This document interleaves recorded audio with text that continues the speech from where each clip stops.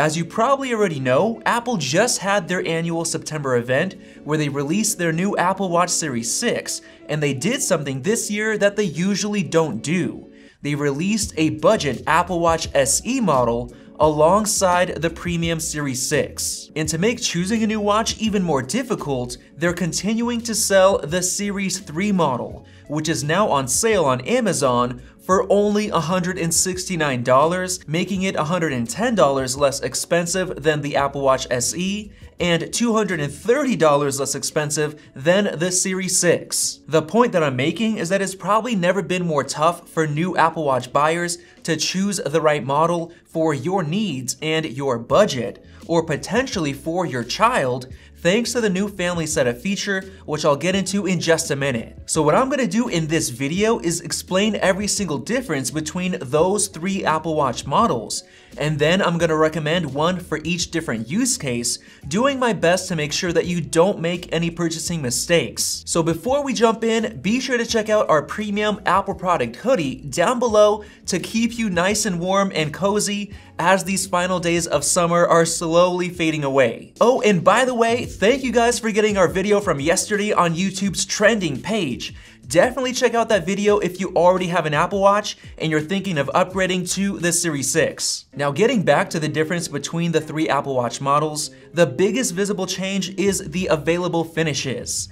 The Series 3 just gets silver or space gray aluminum, while the SE adds gold aluminum. But the Series 6 goes all out, adding two brand new aluminum finishes, blue and product red. On top of that, you can choose unique stainless steel or titanium finishes, but those models are priced much higher than the others. The SE and Series 6 also come with a case that's 11% thinner than the one on the Series 3, so it helps them feel a little bit more premium. But by far, the most important feature that I think holds the most value is the fact that the Series 3 uses the smaller legacy display that is squared off, while the other two have larger displays with rounded corners which feel much more modern and make it easier to read what's on the display. Another interesting point is that while the Series 3 supports some of the new watch faces, it's limited to a smaller version, like the Fire watch face, and there are a lot of new watch faces that are only available on the Series 4 or newer Apple Watch models. Another difference is found on the back, with the ceramic and sapphire crystal back on the Series 6 and SE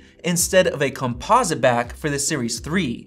And as you can see, the new back looks much more modern. That's also because the new watches come with the 2nd gen optical heart sensor, a better accelerometer that can measure up to 32 G-forces, which allows it to enable the fall detection feature, which can automatically notify a designated contact or the authorities if it detects a fall and no further movement. The new SE and Series 6 also get a built-in compass, an always-on altimeter, a speaker that's 50% louder, haptic feedback built into the digital crown, 32 GB of storage instead of only 8 GB on the Series 3, and a better microphone which enables the noise monitoring feature. In terms of spec differences, they both get LTPO displays which are more efficient.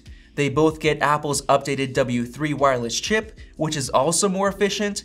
They both get Bluetooth 5, and perhaps the biggest deal is the fact that the Series 3 cannot be configured with LTE cellular service, so it has to be in range of your iPhone or using Wi-Fi. This means that the Series 3 doesn't get international emergency calling, but it does support emergency SOS only if your iPhone is nearby.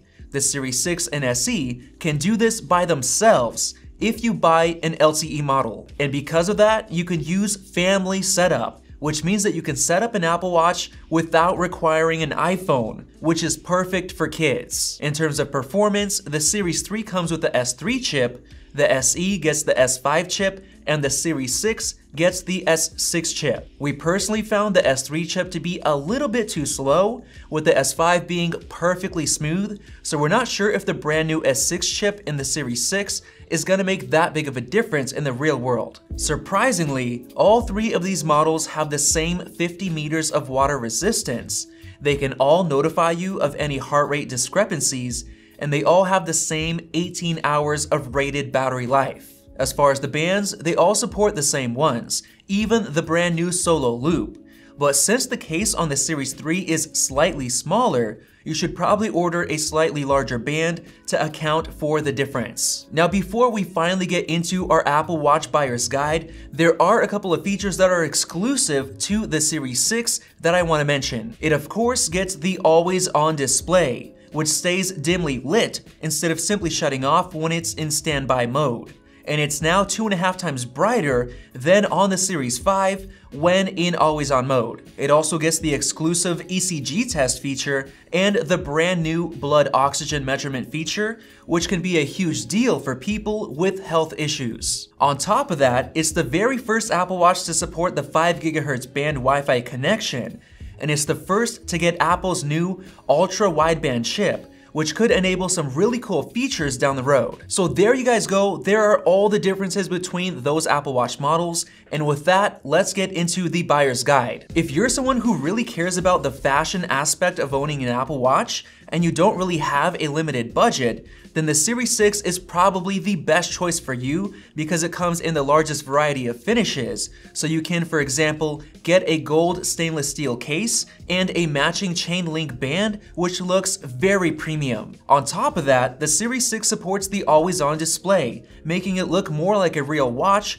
when you're not using it. And of course, it comes with the best specs and all of the new unique features like ECG, blood oxygen monitoring, and the U1 chip. But I'd say that if those features don't really matter much to you and you're looking for the best bang for your buck, then the Apple Watch SE is probably the best choice because it packs the same design and almost all of the same features as the Series 6. The most important one is the larger display with rounded corners, which makes the biggest difference for day-to-day use. The S5 chip isn't as fast, but in our experience, it performs very well and doesn't limit you in any way, like the Series 3's S3 chip does. It also gets the same second-gen sensors, 32 gigs of storage, and improvements like the better speaker and microphone. Now, if you simply just want a basic Apple Watch for the absolute best price, especially if you just want it to track your heart rate and other metrics for fitness and workouts,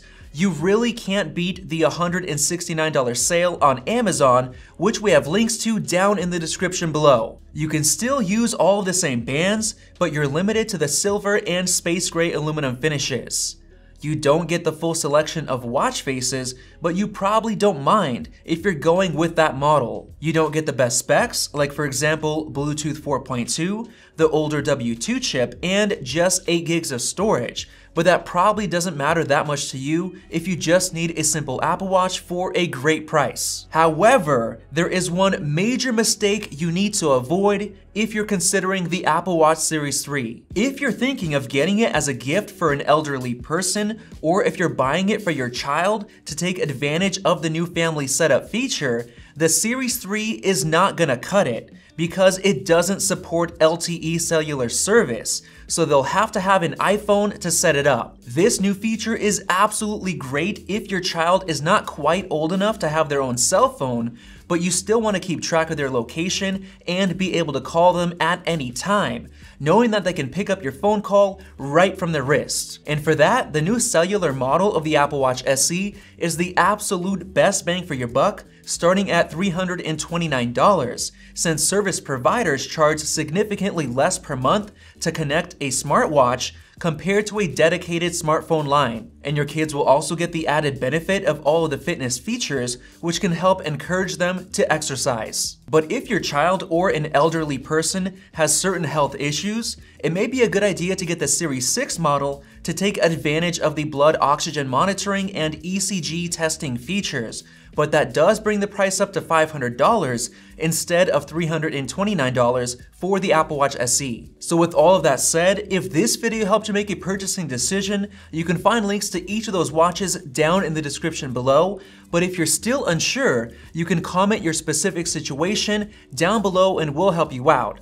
And you can wait for our full hands-on comparison between those watches coming very soon. So be sure to click the circle above to subscribe so you don't miss out on that. And definitely check out our new Apple product mask down below. Thanks for watching, and we'll see you in the next video.